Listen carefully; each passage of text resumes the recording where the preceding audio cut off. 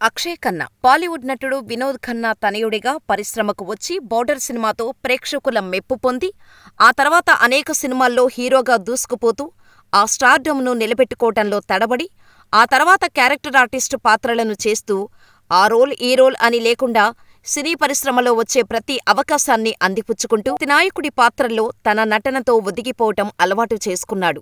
వెండితెరపై తన అసమానమైన నటనను ప్రదర్శించి ఉత్తమ ప్రతినాయకుడి పురస్కారాలు ఎన్నో అందుకున్న అక్షయ్ ఖన్నా పేరు మరోసారి 'చావా' సినిమా కారణంగా మారుమోగిపోతోంది.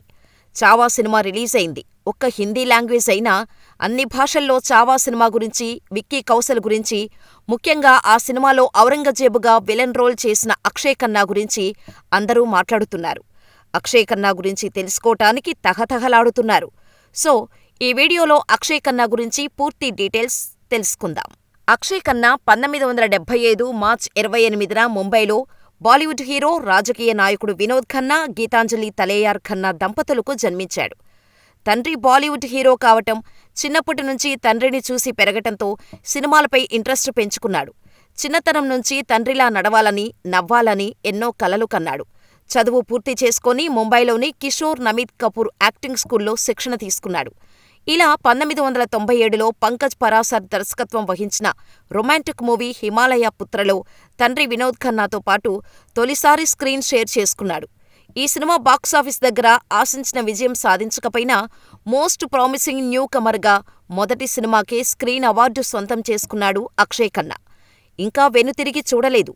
అదే సంవత్సరం 'మాలి', 'బోర్డర్', 'మొహబ్బత్' సినిమాలతో దూసుకుపోగా, దేశ రక్షణలో సరిహద్దు ప్రాంతాల్లో విధులు నిర్వహిస్తున్న సైనికుల జీవనశైలి ఆధారంగా రూపొందించిన 'బోర్డర్' సినిమా అక్షయ్ ఖన్నాకు మంచి పేరు తెచ్చింది. బెస్ట్ డెబ్యూ మేల్ ఆర్టిస్టుగా ఫిల్మ్ఫేర్ అవార్డు దక్కింది. ఇదే సినిమాకు జీ సినిమా అవార్డు కూడా లభించింది.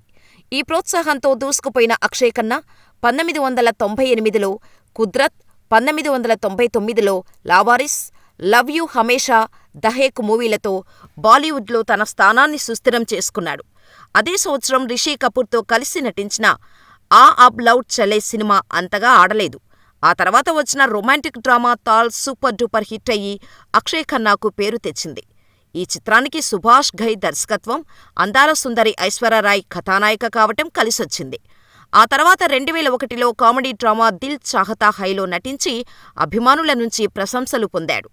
ఈ సినిమాలో తన నటనకు బెస్ట్ సపోర్టింగ్ ఆర్టిస్టుగా ఫిల్మ్ఫేర్ అవార్డు సొంతం చేసుకున్నాడు.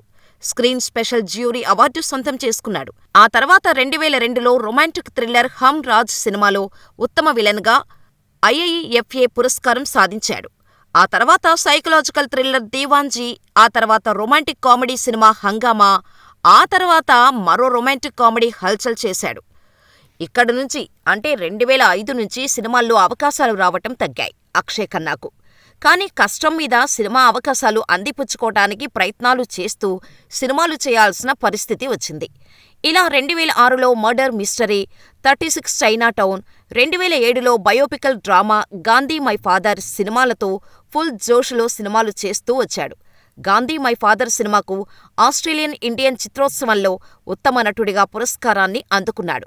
ఆ తర్వాత 2008లో యాక్షన్ థ్రిల్లర్ 'రేస్', 2010లో 'తీస్మార్ ఖాన్' యాక్షన్ థ్రిల్లర్ 'ఆక్రోష్', 2012లో 'ఢిల్లీ సఫారీ', 'గలీ గలీ చోర్ హై' ఇలా చేసుకుంటూ వచ్చాడు. ఆ తర్వాత సినిమా అవకాశాలు రావటం పూర్తిగా తగ్గిపోయాయి.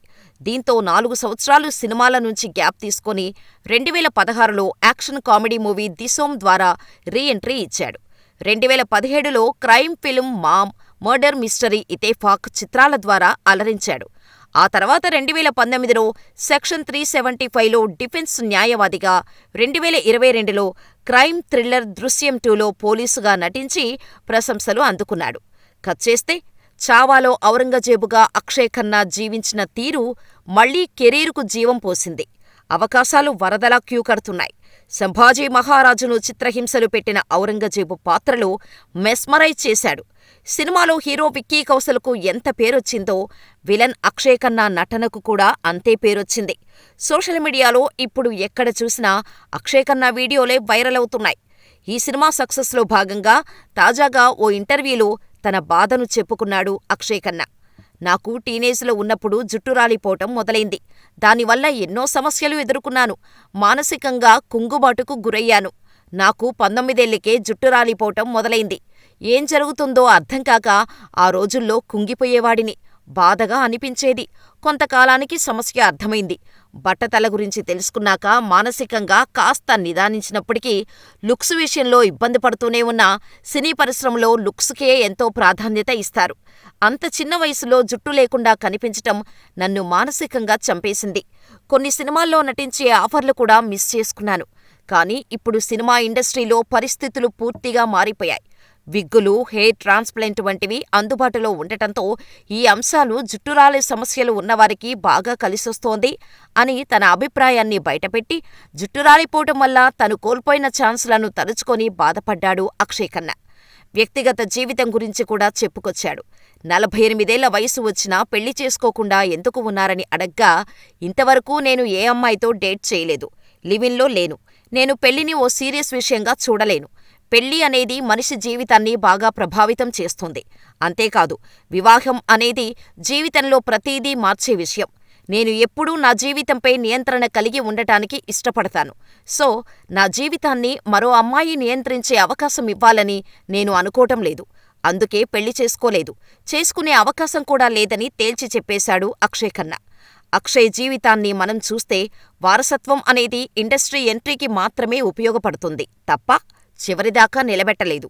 ఎంత పెద్ద స్టార్ హీరో కొడుకైనా, ఎంత సపోర్ట్ ఇచ్చినా తనని నిరూపించుకున్న తర్వాతే ప్రేక్షకులు అభిమానులవుతారు. ఎర్ర తివాచీ పరిచి మరీ ఓ గుర్తింపును కట్టబెడతారు. కళాకారుడిగా విఫలమైతే ప్రేక్షకులు అస్సలు పట్టించుకోరు.